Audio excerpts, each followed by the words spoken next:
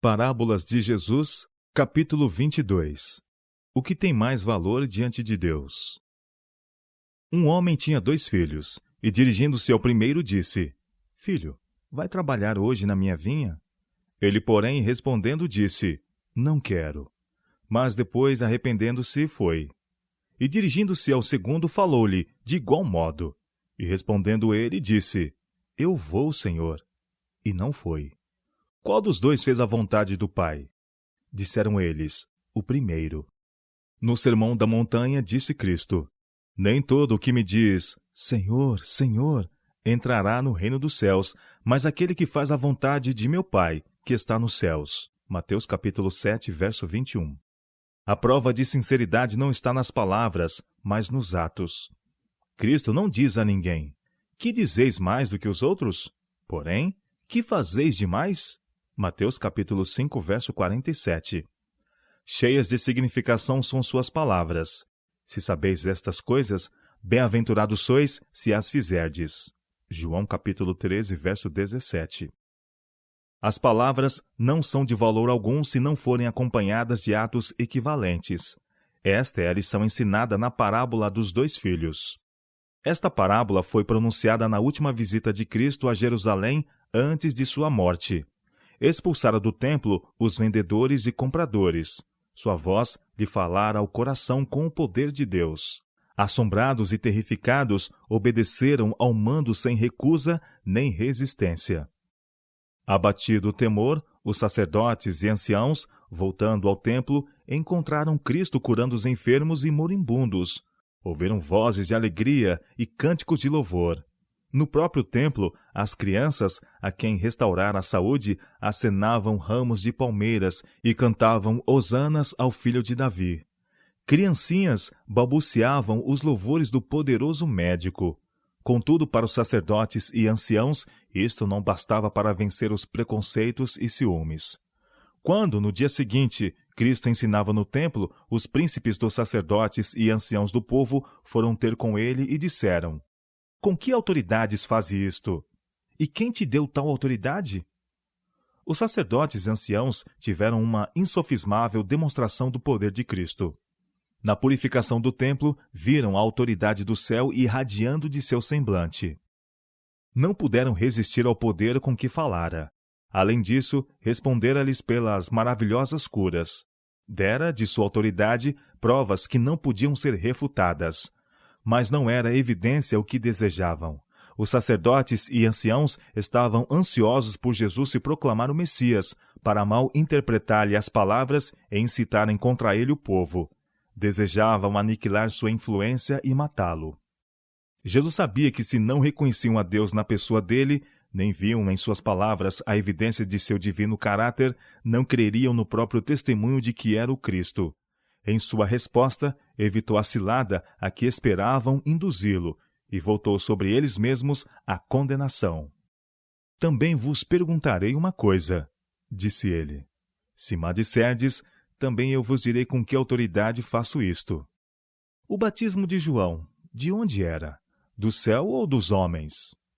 Os sacerdotes e maiorais ficaram perplexos e pensavam entre si, dizendo: Se dissermos do céu, ele nos dirá: Então por que não o crestes?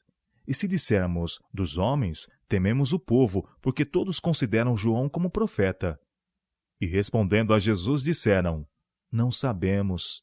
E disse-lhes: Nem eu vos digo com que autoridade faço isto. Não sabemos. Esta resposta era uma falsidade. Mas os sacerdotes viram a posição em que estavam e dissimularam, com o fim de se defender. João Batista viera testemunhando daquele cuja autoridade então discutiam. Apontara a ele, dizendo: Eis o Cordeiro de Deus, que tira o pecado do mundo. João capítulo 1, verso 29. Ele o batizara, e depois do batismo, quando Cristo orava, o céu se abriu, e o Espírito de Deus repousou sobre ele como uma pomba, enquanto se ouviu uma voz do céu dizendo: Este é o meu Filho amado, em quem me comprazo. Mateus capítulo 3, verso 17. Lembrando-se de como João repetira as profecias concernentes ao Messias, Recordando a cena do batismo de Jesus, os sacerdotes e maiorais não ousaram dizer que o batismo de João era do céu. Se reconhecesse a João como profeta, como criam que fosse, como poderiam negar seu testemunho de que Jesus de Nazaré era o Filho de Deus? E não podiam dizer que o batismo de João era dos homens, por causa do povo que cria que João fosse profeta. Assim disseram: não sabemos. Deu então Cristo a parábola do pai e dos 2 filhos. Quando o pai foi ao primeiro, dizendo: vai trabalhar hoje na minha vinha, o filho prontamente respondeu: não quero. Recusou obedecer e entregou-se à companhia e procedimentos ímpios, mas depois se arrependeu e obedeceu ao chamado.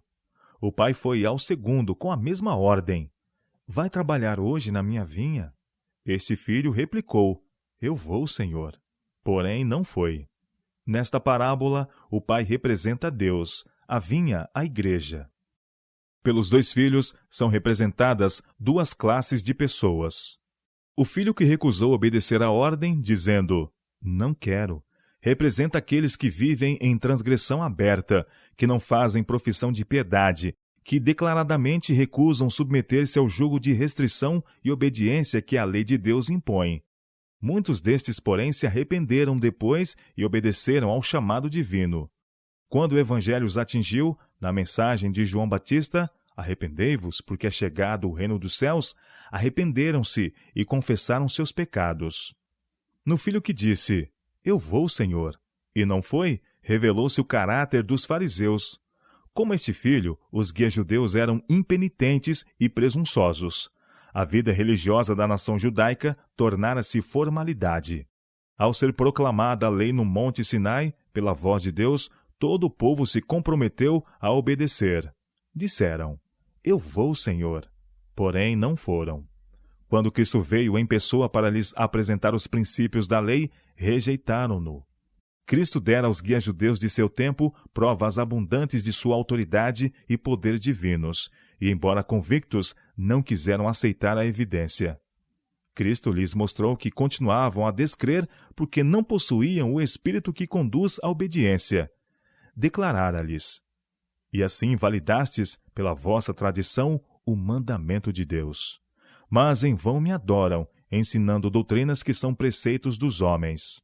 Mateus capítulo 15, versos 6 e 9. Na multidão que estava perante Jesus havia escribas e fariseus, sacerdotes e maiorais, e depois de ter apresentado a parábola dos 2 filhos, Jesus perguntou: qual dos 2 fez a vontade do Pai?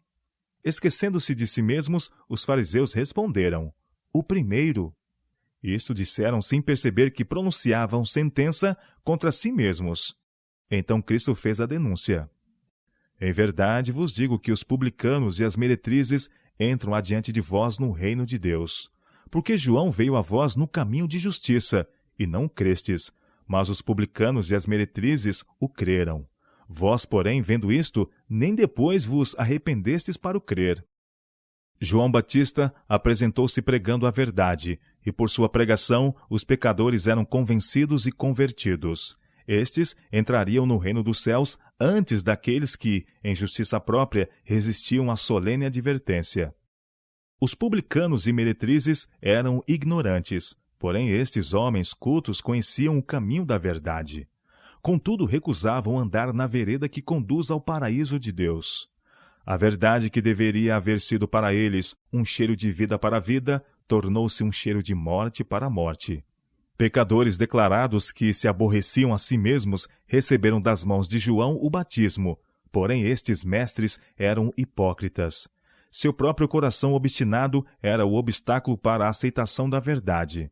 Resistiam à convicção do Espírito de Deus, negavam obediência aos seus mandamentos.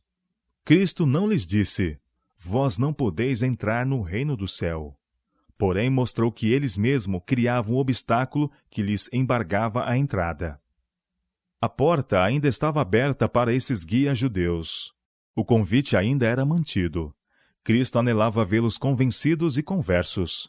Os sacerdotes e anciãos de Israel passavam a vida em cerimônias religiosas que consideravam muito sagradas para ligá-las com os negócios seculares. Por isso, sua vida era tida como inteiramente religiosa. Eles, porém, executavam as cerimônias para serem vistos dos homens, para que fossem considerados pelo mundo piedosos e devotos. Ao passo que professavam obedecer, recusavam prestar obediência a Deus. Não eram obradores da verdade que pretendiam ensinar. Cristo declarou que João Batista era um dos maiores profetas e mostrou aos ouvintes que tinham prova suficiente de que João era o mensageiro de Deus. As palavras do pregador no deserto eram poderosas.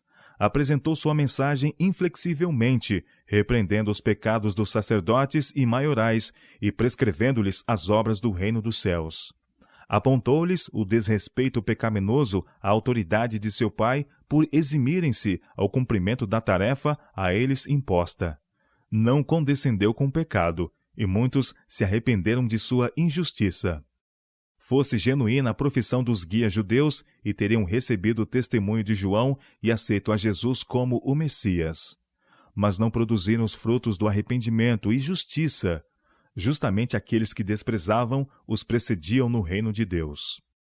Na parábola, o filho que disse, "Eu vou, Senhor", apresenta-se como fiel e obediente, porém, o tempo mostrou que sua pretensão não era real. Não tinha verdadeiro amor ao Pai. Assim os fariseus orgulhavam de sua santidade, porém, quando provados, foram achados em falta.